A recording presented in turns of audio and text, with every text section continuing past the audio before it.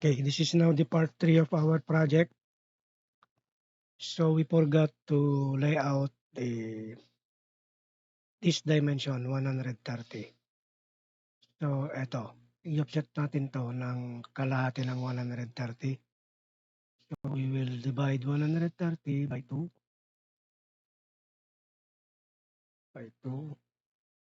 That is 65. So offset tayo ng 65 from center papunta doon. Okay, saan ba yan? Yung line na to, eto. Okay, yung dalawa na yan. So ready na tayong gamitin yung ginawa natin kanina na mga layer. So first and foremost, syempre, ang gagamitin muna natin is yung object line. So click natin to, arrow down tayo dito tayo sa my layer, hanapin natin yung object. Palitan muna natin yung ano ba yung nilagay natin color ng hats, orange.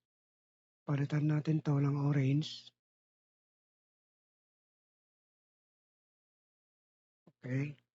So ang gagamitin natin yung i-activate natin object is red, palitan natin. Okay, tapos double check na lang natin yung hidden line is yellow. Tapos yung dimension line natin is sky blue. Okay. So, ang una natin gagawin is gagawin natin yung object. So, ano yung object? Yung object, yun yung magkakapal na line na yan. That is the object line. Okay? So, line tayo. Unang gagawin natin is yung mga madali lang muna. Wag pinakamadali. Ito lang muna. Ihuhuli natin gawin ito. Okay? So, line, magmula dito. Punta doon. Okay? And enter. Enter. Ito. Enter ka ulit. Okay. Okay, ito yung kagandahan ng layer. Kapag gusto mong ayaw mong makita yung default na white, ito lang. So, click mo lang yung parang light doon, parang bulb. So, turn a layer on and off. Okay, click mo yan. Actually, yung part na to, ito na yon. Okay, yung vertical line na yan, ito yon. Okay, so ihuhuli natin yan. Okay, balik natin. So, click natin yung show align weight. So, line ulit tayo. Be sure na naka-activate pa rin yung layer mo na object. Okay, this one, this one. Okay, eto, papunta tayo dito. Click dito. Then, papunta ulit doon. Pababa. Eto. Hanggang doon. Then, papunta doon. Enter. Okay, enter ulit. Gawa tayo ng line dito. Enter ulit. Line doon. Okay. I-off natin yung zero layer natin. Okay. Yung part na to, eto yon. Okay. Tapos yung part na yan, ito yon. Yung dalawa na line na yan is ito, 1 and 2. Okay, next. So, ready na tayo. I-on ulit natin yung draft natin. So, this time, gagamit ulit tayo ng arc, which is start, center, end. So, click natin yan. Start, center natin doon. Center, then end. Okay. Enter. So, start, center ulit. Start, center, then end. Okay, ulitin natin. Pag nagganon, ulitin mo lang yung command.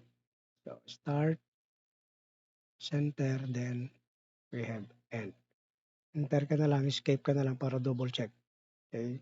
Start, center, then end. Okay, escape ka ulit. Ulit-ulitin mo na lang. Start, center, and end. Okay? Okay. So, i-off natin ulit yung zero layer natin. Then, malapit na nating matapos. Okay?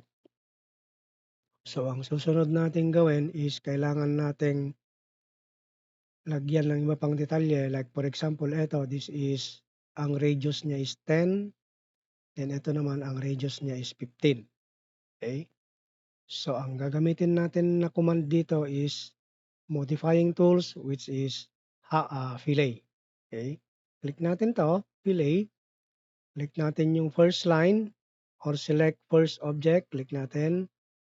Then type R for the radius. Enter.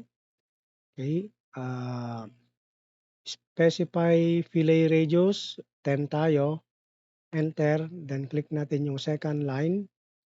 Yun na yung radius natin na 10. Okay. Next. Skip ulit tayo kasi ibang radius na naman.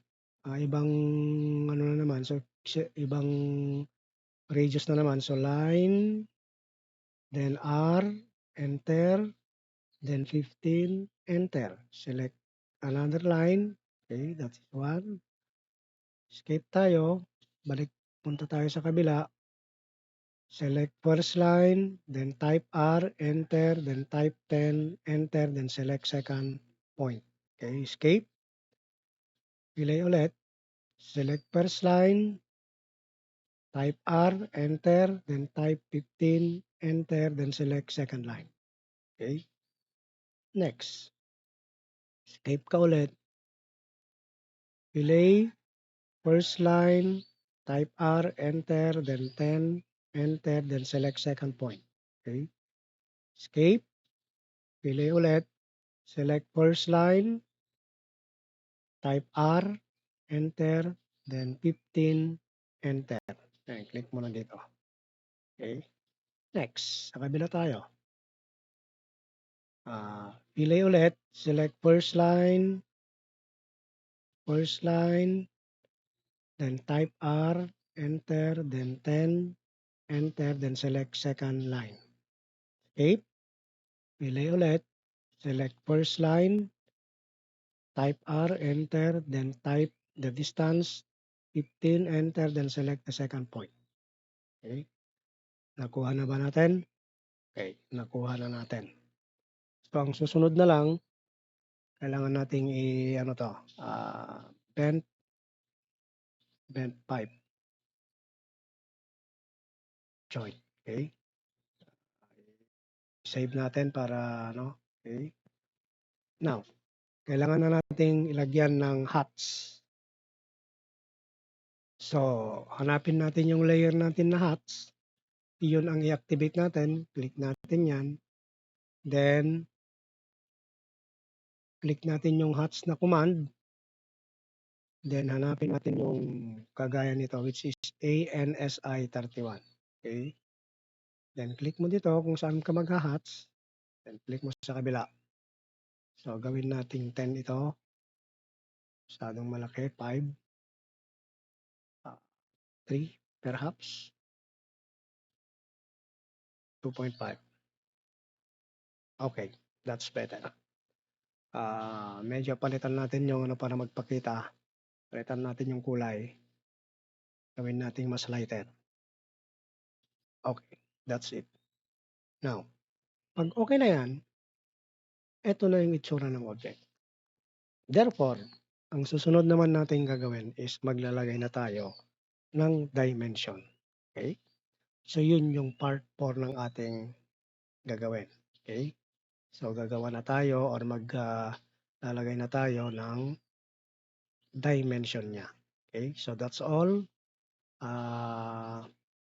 Antabayan na naman yung part 4, which is we're going to indicate the dimensions of this object. Okay? Thank you.